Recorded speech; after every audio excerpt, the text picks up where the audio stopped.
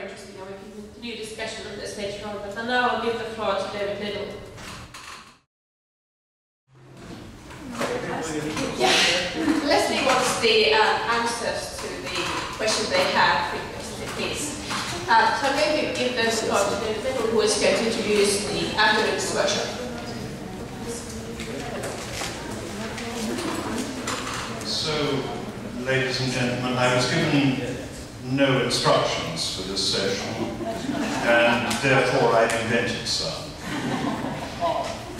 What we have to do this afternoon, working in rather small groups, sometimes with volunteer input from participants and sometimes not, is consider practice in relation to logbooks and portfolios, autonomy at university level, evaluation and assessment, autonomy in technology, research, teacher education for learner autonomy put into practice, and CLIP. Now, I'm going to combine the two senses of dictate that came through in Martha's presentation. In other words, I want everyone, and I mean everyone, Stefan, to take a sheet of paper and write as I instruct you. The first thing you do with this sheet of paper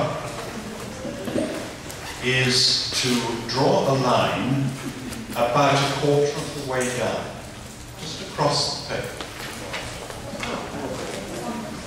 And on that upper quarter of the sheet, I want you to write two words: challenges, and then I want you to have a dotted line with an arrowhead at the end, and write solutions. Because in some cases, we may hear about solutions that one or other, or many of us, or few of us have achieved to challenges, but sometimes we may not. That's the top bit. Now comes the difficult bit, and that's why I wanted the screen switched on, because there's no PowerPoint, but there is a magic whiteboard. Now watch. At the beginning of this event, Leni reminded us of the so-called Bergen definition of learner autonomy. So in that lower part of the sheet, about here, you draw a little box, and inside the box you write Bergen. Bergen. B-E-R-G-E-N.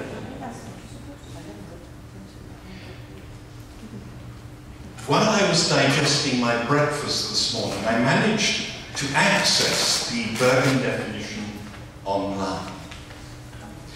And it seems to me that it has four essential components. So I want you to have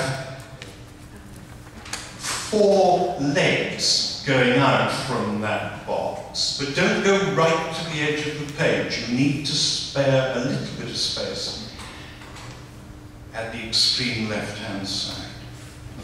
And at the end of each of those legs, you draw a little circle. And in the top one, you write taking charge. That's the first thing that Henri Olek tells us in the 1979 report about learner autonomy. It's learners taking charge of one's own learning. And the Bergen definition, the group which worked on this, which involved Leni and myself among others, was engaging with Henri Olek's definition and trying to tease out what that meant for learning in classrooms at school. So taking charge. And the next box down, or circle down, on the second leg, you write identity. Because it's all about old knowledge as the basis for new knowledge, learners being involved because because their interests are being taken account of, and so on and so forth. And on the end of the third leg, you write a circle, and in that you write reflection, and in brackets after reflection, evaluation.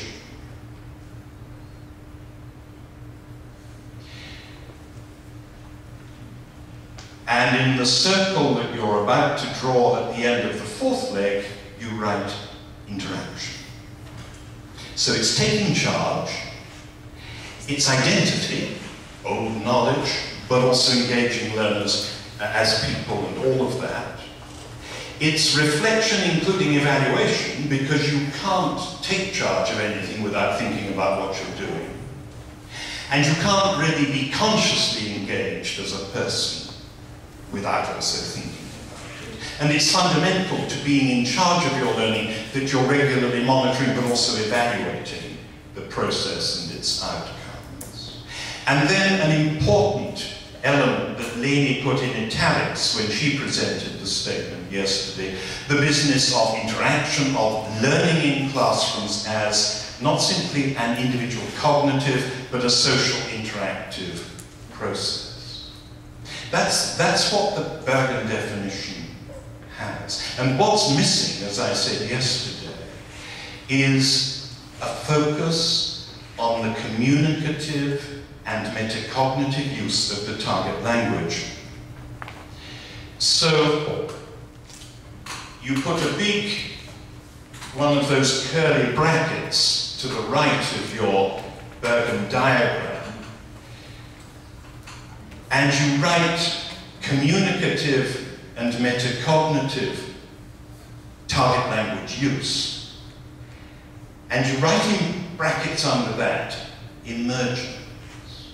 Because it's increasingly becoming plain that languages don't get learned in the kind of way that we've traditionally thought, so much as they emerge from the work of interactive communities who are trying to use the language for sensible purposes. And then on the left-hand side, you put another of those long, curly brackets. Oh dear. Oh, all right. This is the second reading to make sure that the examination is absolutely fair.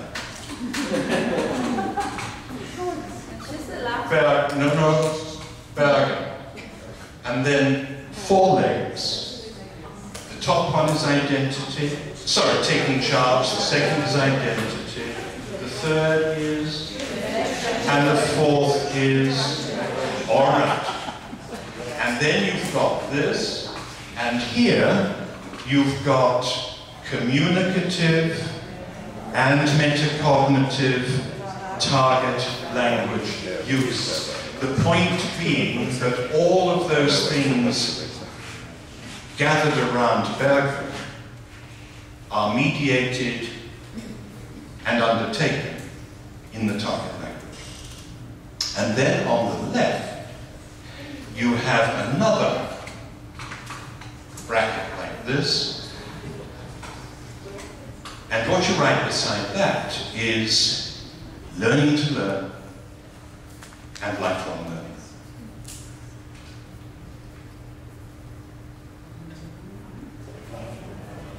Learning to learn and lifelong learning. Yesterday afternoon, when we came back from our group work, nothing happened, because then after a period of more or less silence, Leni said, well, I'm not in charge, but I shall be this afternoon. And so what I've dictated to you, using that very effective magic whiteboard, I'm using now to dictate to you what I want to come back from the discussion groups. We want to know what are the challenges as perceived and faced by the different members of each group? What solutions, if any, they've found to those challenges. But we want the challenges and the solutions to be expressed in relation to the different dimensions, perspectives that are caught up in the Bergen definition of learner autonomy, but with that added thing: communicative and metacognitive target languages. You see, the point is this, isn't it? It would be insane to try to give the world the impression that if they don't do learner autonomy, language won't get learned. Because it does get learned. But why does it get learned? How many of you are familiar with the results of the European Survey of Language Competence? No one. This is a very expensive project that was undertaken by the European Commission to create a multilingual, that's to say involving different languages, measure of learning outcomes achieved by statistically assembled samples of kids across the participating countries at the end of compulsory schooling. And the results of the survey, which focused on first foreign language and second foreign language, were published towards the end of June. You can get them on the internet if you simply put into Google European Survey of Language Competence. But the point is this: which country was first? Sweden, for first foreign language. Why? Because since the reform movement at the end of the 19th century, it would never occur, even to the most traditionally oriented teacher of English in Sweden, to teach English other than through English. Who came bottom of the league table for second foreign language? Second foreign language. It was Sweden. Why? Because the language tested was Spanish. And you will go a long way in Sweden, probably to the destructive ends of the northern freezing zones, in vain search for a teacher of Spanish who teaches Spanish through Spanish. Stephen had his hand up thinking it was going to be France. France, on the other hand, performed very, very badly. Why? Because it is still a majority pedagogical pursuit in French schools to try to teach English through French. And this is such an obvious causative variable that we leave it out of our discussion, our model of learner autonomy at our peril. If we do, we arrive at the kind of insane position that was arrived at by a project coordinated from SILT, the Centre for Information on Language Teaching Research in London some years ago, where they were trying to do all these things in the Bergen definition, but without paying attention to the language of teaching and learning. And when I met the teachers who were doing this, they said, but it doesn't work. And I said, it doesn't work well. They're having a great time deciding what they're going to do, what they're not going to do, cutting things out of magazines, sticking them into notebooks, making pretty drawings, decorating their logbooks, doing posters and all the rest. But they're not learning any French. My question then obviously was, yes, but where's the use of French in mediating all of that? No, we don't do that. So, anyway, that's the enlarged, enhanced Bergen model. And Leni said we had to pay attention to that. I'm telling you, you've got to. We'll have our discussions from 3:30 to 5, and after that I'll be in charge again. Thank you very much.